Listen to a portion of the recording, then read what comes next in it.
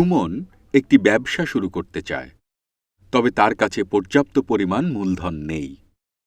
এ ব্যাপারে সে তার ব্যবসায়ী বন্ধু ফাহাদের কাছে সাহায্য চাইল।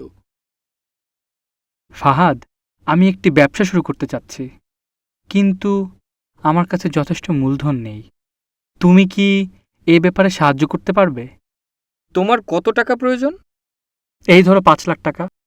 কত বছরের জন্য নিতে চাও? ৫ বছরের জন্য। একজন ব্যবসায়ী হিসেবে আমি তোমাকে এই টাকাটা দিতে পারি, তবে তোমাকে কিছু মুনাফা দিতে হবে। মোট কত টাকা মুনাফা দিতে হবে? এই ৫ বছরে তোমার মোট ২ লাখ টাকা মুনাফা দিতে হবে।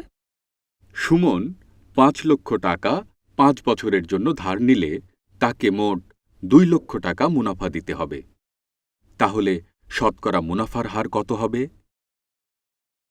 আমরা জানি মূলধন পি, মুনাফার হার আর, সময় এন এবং মোট মুনাফা আই হলে আই সমান সমান পি আর এন। অন্যভাবে বলা যায় আর সমান সমান আই বাই পি এন।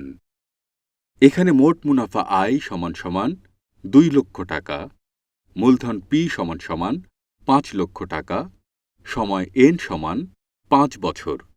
তাহলে মুনাফার হার আর সমান সমান I by P N. I, P, N এর মান বসিয়ে হিসাব করে পাই মুনাফার হার আসে ২/২৫ টাকা। এটাকে শতকরায় প্রকাশ করে পাই শতকরা মুনাফার হার ৮ টাকা।